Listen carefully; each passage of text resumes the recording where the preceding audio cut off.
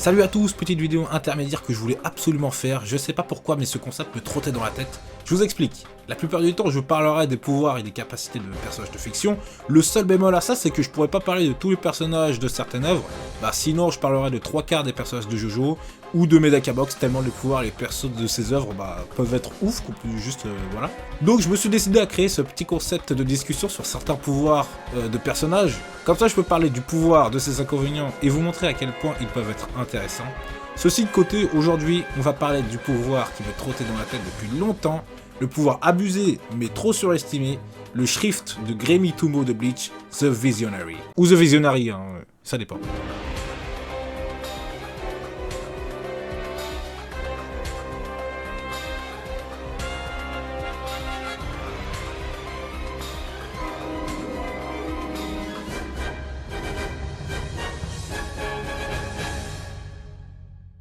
The Visionary est un pouvoir qui a été introduit au chapitre 572 de Bleach par le personnage de Gremi Tumo.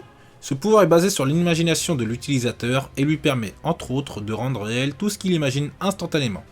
Un pouvoir très fort au premier abord, mais malgré tout, il a certaines faiblesses très désavantageuses selon la situation, comme nous avons pu le voir face à Kenpachi Zaraki, l'homme qui a affronté Gremi dans un combat à mort. Alors, que peut faire ce pouvoir? Quelles sont ses limites? Voyons ça. L'utilisateur crée simplement tout ce qu'il imagine. Il peut générer toute chose de son imagination, alors de la lave à l'eau, ainsi que de manipuler les environs pour créer ce qu'il imagine. Il est même capable d'imaginer la vie et rendre littéralement vivant quelque chose de son imagination. Il peut ainsi donner des pouvoirs, capacités et personnalités à tout ce qu'il imagine vivant. Ça a été le cas avec le pseudo-Sterlinger V, The Vanish. Petit aparté sur The Vanish aka Excusez-moi, il est trop moche pour que je dise son nom correctement. Mais qu'est-ce que c'est que cette gueule? Comme je l'ai dit plus tôt, né de l'imagination de Gremi, lui a été donné comme pouvoir de disparaître. Il peut choisir entre faire disparaître sa forme et donc être invisible avec le stade 1, faire disparaître complètement son existence et devenir non existant au travers du stade 2, et faire disparaître son existence de la mémoire des autres et du monde avec le stade 3. Pouvoir très stylé pour un mec qui ne l'est pas. On va niquer ce soir! Non. Son pouvoir a une faiblesse assez évidente, il doit switcher entre ses formes pour interagir avec la réalité. En stade 2 et 3, il ne peut affecter son opposant parce que il n'existe pas tout simplement.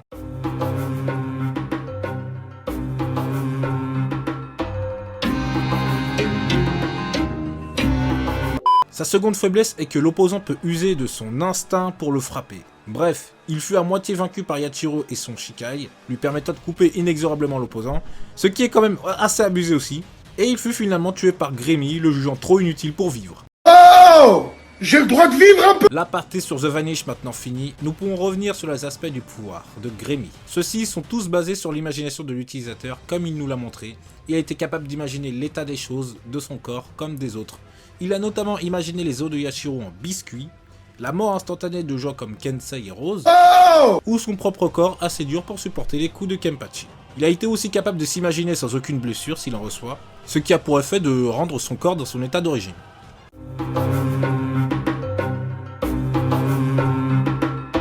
Mais le seul aspect décevant et très mal géré par Kubo de ses pouvoirs, c'est qu'il aurait très largement pu imaginer les mêmes choses pour Kenpachi, mais il ne l'a pas fait et c'est très probablement un PIS, Plot in Stupidity, la stupidité du plot pour ceux qui veulent la trad, car le pouvoir était bien trop puissant. Mais cela ne veut pas dire qu'il ne peut pas l'utiliser face à plus fort que lui. On l'a vu qu'avec ce pouvoir, Gremi a pu imaginer des centaines d'armes, des missiles, des mains et d'autres trucs sympas comme son corps qui s'autodétruit, ainsi que le régénérer complètement, même s'il a dû mettre quelques efforts dedans. Malgré tout, le pouvoir de l'imagination a ses limites, comme nous avons pu le voir, et c'est pour cela qu'il a pu se dédoubler et créer un vrai soi pour doubler littéralement le pouvoir de son imagination. Il a utilisé cette astuce pour créer un météore géant assez gros pour détruire tout le Seireitei, ce qui est un feat assez ouf. Cette astuce de clone a été utilisée pour littéralement créer l'espace lui-même pour y enfermer Kenpachi dedans. Pouvoir créer l'espace lui-même à partir de son imagination est un truc assez ouf quand même. Et globalement, le pouvoir de The Visionary est un truc assez impressionnant quand même. Mais bon, passons aux faiblesses. La première faiblesse est liée au lien entre son imagination et sa concentration. S'il perd la concentration de ce qu'il est en train d'imaginer, celle-ci disparaît, comme ce qu'il s'est passé avec Yashiro. Malgré tout, ce qu'il imagine complètement devient réalité, comme ce qu'il s'est passé avec le météore, qui ne pouvait pas disparaître même si Kenpachi le tuait. Deuxièmement, il peut mourir très facilement s'il s'imagine mourir tout simplement. Ce qui a failli être le cas face à Kenpachi encore une fois. Troisièmement, il ne peut se soigner qu'à un rythme limité à sa réaction. Il a été mis à mal par Kenpachi car s'imaginer être soigné était moins rapide que le rythme auquel Kenpachi le blessait. Donc être plus rapide que la cause du pouvoir est évidemment une solution pour surpasser ce qu'il a imaginé. Et enfin, quatrièmement, s'il imagine quelque chose de plus fort que son corps puisse le supporter, il s'autodétruira.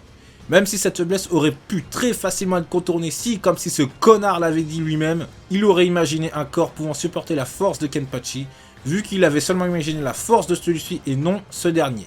Au final, ce pouvoir a permis à Grémy d'imaginer son propre corps, ce qui est ouf quand même, qui finira par accepter que son pouvoir ne peut pas toujours le rendre victorieux, même si le moyen de comment il a été défait m'a énervé personnellement, vu que son pouvoir aurait très bien pu le garder en vie tout simplement. Mais ton adversaire est un mongol! Voilà tout ce qui fait en sorte que The Visionary est un axe très fort et très intéressant selon moi.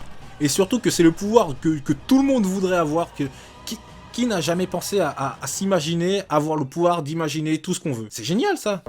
Voilà, c'est la fin de cette vidéo. Honnêtement, j'ai adoré parler de ce pouvoir. Il y en a tellement dans Bleach de pouvoirs compliqués comme ça que ce serait pas une surprise si vous en retrouvez plus sur ma chaîne. Mais il y en a beaucoup dans notre univers, dont un certain dans Toreko dont j'ai aussi envie de parler. Bref, la prochaine vidéo est sur le roi démon. Normalement, hein, voilà, peut-être qu'il y aura un petit inconvénient. Wallah, tu mens, frère. Mais normalement c'est ça, normalement c'est le roi démon. En tout cas, je vous dis ciao. Ah oui, abonnez-vous, n'hésitez pas à laisser un commentaire.